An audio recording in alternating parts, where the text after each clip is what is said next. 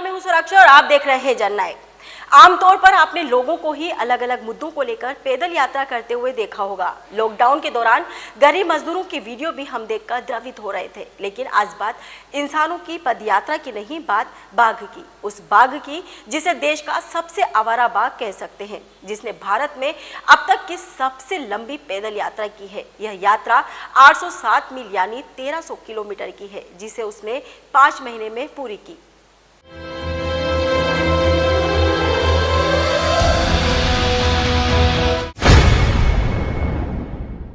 विशेषज्ञों का मानना है कि 2.5 साल का यह बाघ शायद अपने अनुकूल क्षेत्र, साथी या फिर शिकार की तलाश में है। बाघ के गर्दन में रेडियो कॉलर लगा था और वह जून के महीने में महाराष्ट्र के एक वन्य जीव अभ्यारण्य से निकला था। रेडियो कॉलर से उसकी गतिविधि पर निगाह रखी गई। मामला टिपेश्वर अभ्यारण्य का है। इसके बाद उसकी यात्रा को उसके रेडियो कॉलर के जरिए ट्रैक किया गया। अपनी इस लंबी यात्रा के दौरान वह खेतों, पानी, राज्य मार्गों, पड़ोसी राज्यों से होकर गुजरा।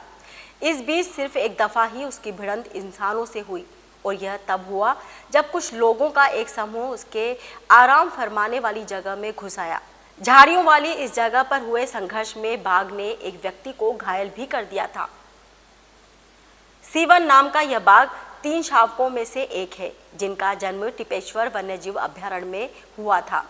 यह अभ्यारण्य 10 बाघों का घर है। इसी साल फरवरी के महीने में बाघ के गर्दन में रेडियो कॉलर लगाया गया था और तब से मानसून के आने तक वह अभ्यारण्य के जंगलों में घूमता रहा, ताकि खुद के रहने के लिए अनुकूल जगह की तलाश कर सके।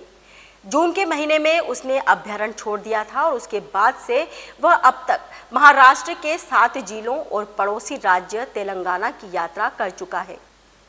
अब वह वापस महाराष्ट्र के दूसरे वन्यजीव अभ्यारण्य में देखा गया। बाघ जब देशाटन पर निकला था तो उस पर वन अधिकारियों की पैनी निगाह थी। इस बाघ के लोकेशन को हर घंटे ट्रैक किया जाता था और पिछले 9 महीनों में उसकी उपस्थिति 5000 जगहों पर दर्ज की गई। माना जाता है कि बाघ अनुकूल क्षेत्र, भोजन और साथी की तलाश में भ्रमण कर रहा है। भारत में बाघों के अधिकांश क्षेत्र भर चुके हैं और नए बाघ को नई जगह तलाशनी पड़ रही है। ऐसे में हम बाघों के टकराव की कई खबरें देखते भी हैं।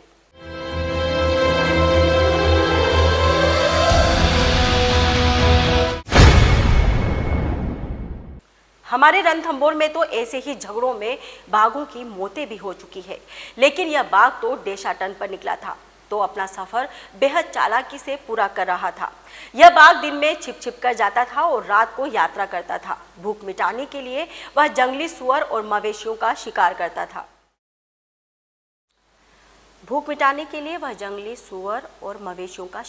था।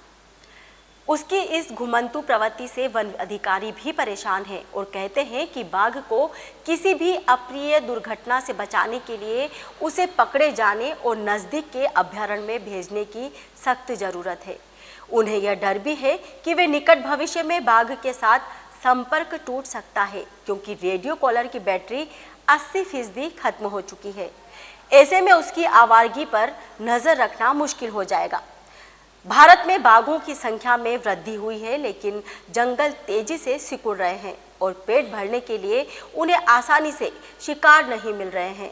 ऐसे में इंसानों से टकराव का खतरा रहता है। प्रत्येक बाघों को अपनी भूख मिटाने के लिए उसके अपने क्षेत्र में 500 ऐसे जानवरों का होना जरूरी होता है, जिनमें प्रजनन की शक्ति हो। सालों से पृथ्वी पर मौजूद टाइगर्स अपनी इस आदत की वजह से भी जाने जाते हैं कि वो रोजाना सैकड़ों किलोमीटर की यात्रा करते हैं और अपने जीवन काल में कई बार हजारों किलोमीटर चलकर एक जगह से दूसरी जगह तक जाते हैं।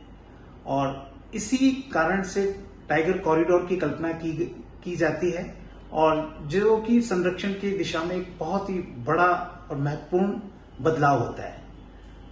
कोटा के टाइगर रिजर्व की कल्पना या कोटा में टाइगर बसाने की कल्पना भी इसी एक आदत की वजह से आई थी, जब ब्रोकन टेल नाम का एक टाइगर रणथंभौर के जंगलों से निकल करके और कोटा के जंगलों में आया था।